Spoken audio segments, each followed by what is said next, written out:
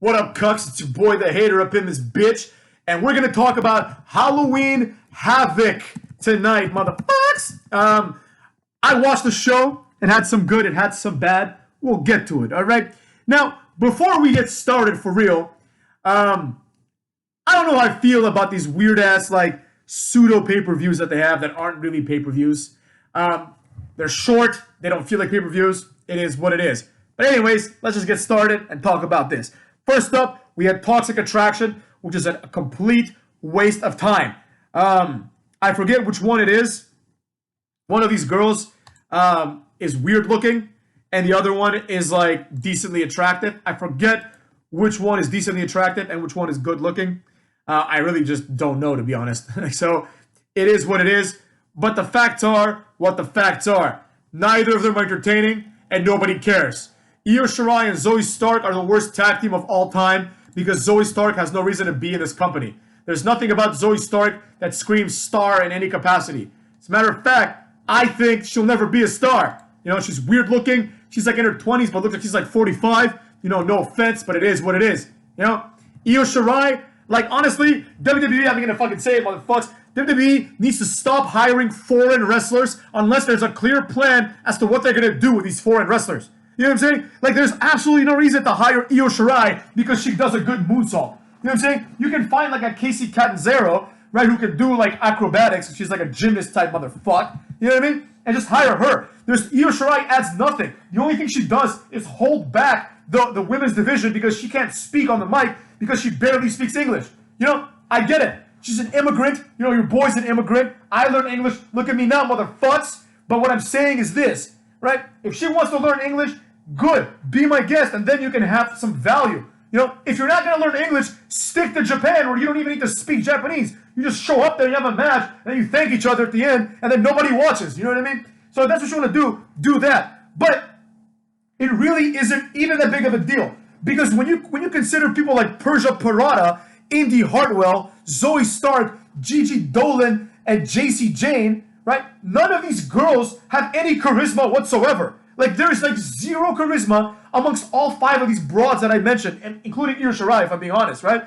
So it doesn't really matter, like, if like, they speak English or not, I guess, at the end of the day, because Io Shirai not speaking English has the same level of charisma as Persia Parada, who delivered some shitty-ass promo, or JC Jane and Gigi Dolan, who have this, like, we're here to kick ass attitude, but they're fucking weird, and nobody really likes them. You know what I'm saying? So it is what it is. Nobody gives a fuck about this. I don't know why they keep telling me that I have to care about Gigi Dolan and JC James. You know, these broads came out of nowhere. At first, it was cute because they have this, like, unique look, if you will. But I'm not sold on it. I'm not sold on it. Like I said, one of my fans, motherfuckers, in the comments said that they're toxic attraction because they're attractive girls and all this other stuff. And I'm not even convinced that they're attractive girls. Obviously, Mandy Rose is, like, 90s attractive, you know? But Gigi Dolan and the other one, like, they're not obviously not ugly, you know, but they're not like, you know, like they're clearly not going for the glamorous look, right? It's not Mandy Rose and Dana Brooke type of shit, you know? But anyways, it was what it was. Joe Gacy beats the jobber Malik Blade once again. The only thing of note here was that Harland came out. He looks like a fucking prison Nazi. You know what I'm saying? I think he looks badass. You know, Harland could be a star one day. Joe Gacy comes out with Harland. I mean, not with him. Harland comes up and then grabs Malik Blade by the throat at a certain point. He throws him in there. Malik Blade tries to take advantage of the fact that Joe Gacy is distracted by the presence of Harland. But what actually happens instead is Joe Gacy hits his little, you know, handspring clothesline, which is like a fucking horrible move. Like, nothing comes out of it. He does like a handspring, and then he turns around, then takes 2 steps and does the clothesline. The handspring doesn't accentuate the move at all. It doesn't make the move more powerful or anything like that. It's not this like springboard effect that they want you to think it is. So this guy needs a new finisher. But beyond that, I like Joe Gacy, obviously, right? Then Roderick Strong and the Diamond Mine, the Jobber Mine, come out, and then they do an open challenge, right? The only way this would work is if Odyssey Jones, which is the guy that came out, were to fight the Creed brothers. Nobody else in this entire group matters. They're all shit.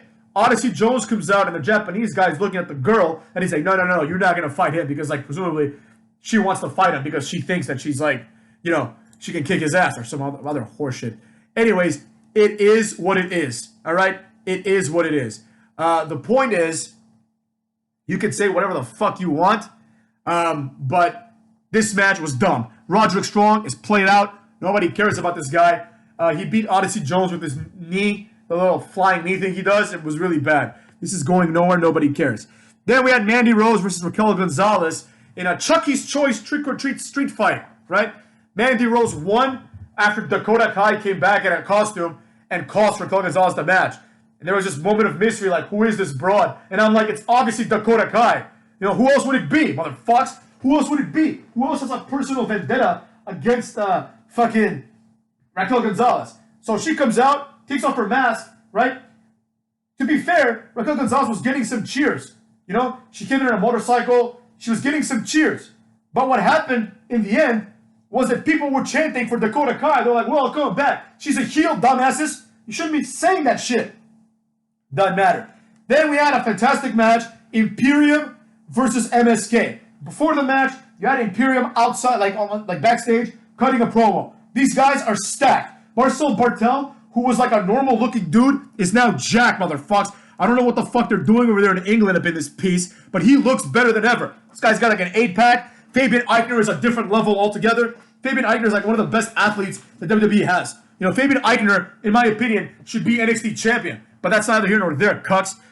They have a lumberjack match. It was a very good match. Long story short, Imperium hits the European bomb, or whatever the fuck it's called. I think that's how it ended. And they pin MSK. MSK has no direction. MSK needs something. You know? MSK needs some sort of I don't know what to tell you, motherfucks. They need some sort of, like, direction or gimmick or something, right? Because beyond that, if they do not get that, motherfucks, if they don't get that, there's a big, big problem. They will end up, like, remember what are they called? TM 81 or whatever, right? Like, you know, like the Mighty Don't Kneel. Those guys, TM, the Mighty, they were called them the Mighty as well. It's like that. It's like the TM 81, MSK. What the fuck do these things mean? Nothing. They need a character. Otherwise, they're going to end up like Shane Thorne, you know, wearing a hockey mask. So I hope that doesn't happen to them because these guys are great. Like, I think that Wes Lee is like the best of his level. Like, if you compare him to like the Leo Rushes, like the Buddy Murphys, I think he's better than all those guys.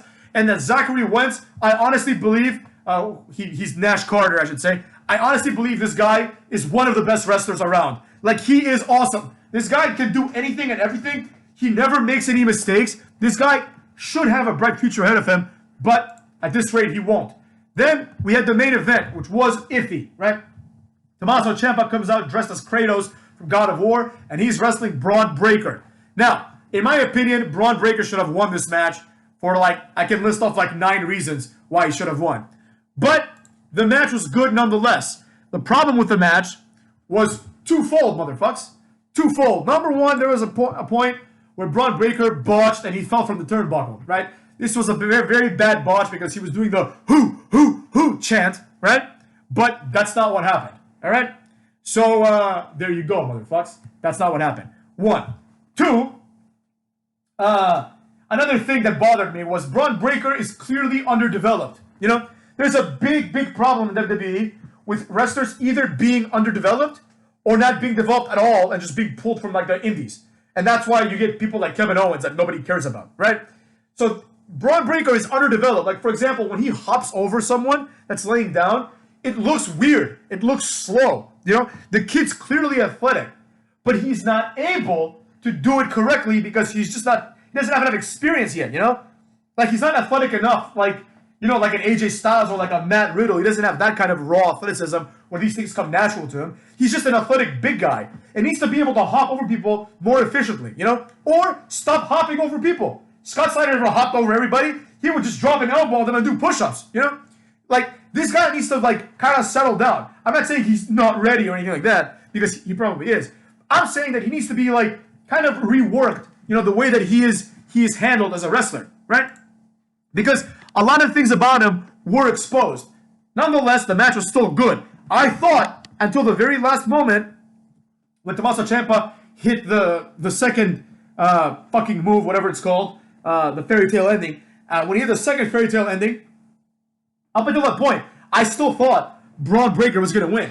Because he kicked out of the Willow's Bell, then he kicked out of the fairy tale ending, which I thought was going to happen. Just because, like, you know, Braun Breaker is presented as a guy that's, like, hard to put down. Then, I'm like, all right, now he's going to get up, hit the power slam, put on the Steiner recliner, win, maybe Scott Hall, maybe Scott Steiner, Rick Steiner come out and congratulate him, I don't know. No, what happened was, then, in a very rare wrestling moment, which was really good because it was rare, after hitting one finisher, Tommaso Ciampa hits 3 running knees, which used to be like his old finisher, then he hits a fairy tale ending again and pins him, right? This was one of the few times when the false finish made sense, right? The idea was, all right, this guy's not going down like a bitch, you're going to have to really hurt him. But I thought to myself, I wouldn't have liked it if Braun Breaker kicked out of the second fairy tale ending, but like if he did, then he would be made. Then he should just get up, no-sell everything, just destroy everybody, and then go to the main roster and become champion. Overall, I thought the show was pretty good considering everything. The Halloween theme, as usual, detracts from it. But we had a lot of title changes, which I thought was good. And I thought was consistent with the new direction of NXT. So, Toxic Attraction, even though they suck in my opinion, right? It's better to have them as champions, right? To have all the women's titles, as opposed to having Io Shirai and Zoe Stark be the tag team champions. And then Raquel Gonzalez is the women's champion, you know? Doesn't make any sense to me. It makes much more sense like this. Now, the women's championships are centered around like one group. And this group could be a big deal one day. Let's hope they are. Because like, you know, at least they're a group. At least they have a gimmick, kind of, right? Harland and Joe Gacy, that's always good. It was a jobber match. Odyssey Jones, this guy might as well be released. You know, I don't know why they keep doing this, by the way, motherfucks. Remember when, like, how surprised I was when Bronson Reed won the NXT North American title? Remember how fucking shocked I was that this asshole won it? Because in my opinion, I was like, I kept saying for months, this guy has Bull Dempsey written all over him. He's gonna get fired sooner rather than later. And then he becomes North American champion. Then what happens, motherfucks? He gets fired. Odyssey Jones, same thing. Odyssey Jones will never make it, motherfucks. There's nothing about Odyssey Jones that is entertaining. Nobody wants to see this type of wrestler. Not even the neckbeards want to see him, you know? We have 2 types of wrestlers now. We have the good, awesome wrestler, like think John Cena, Braun Breaker, Batista, things like that, right? Then we have the ones the neckbeards want to see. You know, we have like the Tommaso Ciampa, Johnny Gargano, Cocky Omega, Cocky Rhodes, right? And then somewhere in between there, we have the ones that will never make it. Like these people have no reason to even have jobs. I'm no disrespect, motherfuckers, but it's true. Like this is the category of like Odyssey Jones, Keith Lee, like at this point at least, Keith Lee, Karrion Kross. These are guys that they're just wasting their time. They're never going to become world champion material, right? Now, there's nothing wrong with that. It's okay to be a mid-carder. You know, I think Karrion Kross is a perfectly acceptable mid-carder. You know, he can go out there and trade wins and losses with Dolph Ziggler. He's completely acceptable in that role, right? But he's never going to amount to anything. Same thing with Odyssey Jones, right? This is just a waste of time. You know, to give this guy any screen time is a waste. He can do his job the way he did today, which I thought was good. Getting his ass beat by Roderick Strong in 3 minutes. You know? That's his role now. It's evident, motherfucks. Then we had Mandy Rose and Raquel Gonzalez, like we said.